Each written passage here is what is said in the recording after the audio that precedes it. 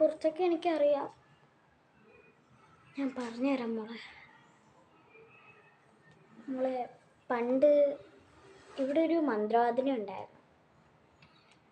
ആ മന്ത്രവാദിനി ഭയങ്കര ദുഷ്ടയില്ലായിരുന്നെങ്കിൽ ഒരു ഇത്തിരി ദുഷ്ടയായിരുന്നു. ആ മന്ത്രവാദിനിക്ക് ഒരു ശത്രു ഉണ്ടായിരുന്നു. ആ ശത്രുവിനെ കാരണം മന്ത്രവാദിക്ക് ഒരുപാട് നഷ്ടങ്ങളുണ്ടായിട്ടുണ്ട്. മന്ത്രവാദിനിക്ക് അവർ കാരണം ജീവിക്കാൻ പറ്റാതായി.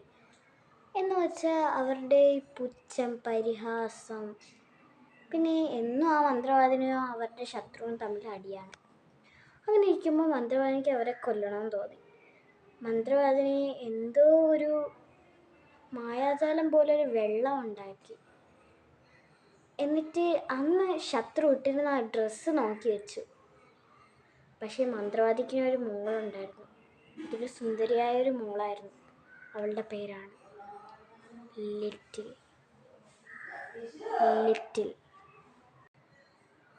ആ സുന്ദരിയായ മോളും അന്ന് ശത്രു ഇട്ടിരുന്ന അവളുടെ പേര് ലിറ്റിൽ എന്നായിരുന്നു. ലിറ്റിലും ആ ശത്രു ഇട്ട ഡ്രസ്സായിരുന്നു ഇട്ട്. അന്നും ആ മന്ത്രവാദിനി ആ ശത്രു എന്ന് വിചാരിച്ച് ലിറ്റിലിൻ്റെ പുറത്ത് ആ വെള്ളം തളിച്ചു. ലിറ്റിൽ മരിച്ചു. അന്ന് തന്നെ ആ ശത്രു അവിടെ നിന്ന് വീട് മാറി സ്ഥലമൊക്കെ മാറിയിട്ടുണ്ടായിരുന്നു. മന്ത്രവാദിനിക്ക് ദേഷ്യവും വിഷമവും കരച്ചിലും എല്ലാം കൂടെ വന്നിട്ട് മന്ത്രവാദിനിക്ക് അത് സഹിക്കാൻ വയ്യായിരുന്നു. അങ്ങനെ മന്ത്രവാദിനിക്ക് ദേഷ്യം വന്നിട്ടൊരു കാര്യം ചെയ്തു. തൻ്റെ മോക്ക് മാത്രമേ വിധി വരണ്ടെന്ന് വിചാരിച്ച് ഒരു ബുക്ക് എടുത്തു മന്ത്രവാദിനി. ആ ബുക്കിൻ്റെ അകത്ത് ആ വെള്ളം തളിച്ചു. എന്നിട്ട് പറഞ്ഞു, ഒരു മന്ത്രം ചൊല്ലി. എന്നിട്ട് പറഞ്ഞു, ഈ ബുക്ക് ആരാണ് എടുക്കുന്നത് അവർക്ക് ഒരുപാട് പേടിക്കാര്യങ്ങൾ നടക്കുന്നതായിരിക്കുമെന്ന്. അങ്ങനെ പേടിച്ച് വിറച്ച് അവർ മരിക്കുമെന്നായിരുന്നു മന്ത്രവാദിനി ചൊല്ലിയത്. ആ ബുക്കാണ് മോളിപ്പോൾ എടുത്തത്. പക്ഷെ അതിലൊരു പ്രശ്നം ഉണ്ടായിരുന്നു. മോള് കാണുന്ന തല, അതിൽ പേടിക്കാനില്ല മോളെ.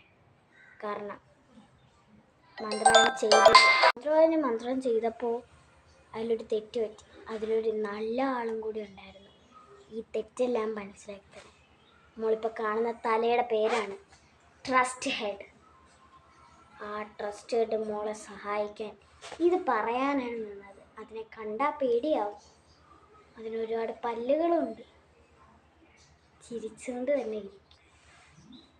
അതാണ് മോളിപ്പോൾ കണ്ടത്. മോള് അത് മോളുടെ അടുത്ത് സംസാരിക്കാൻ വരുമ്പോഴത്തേക്കും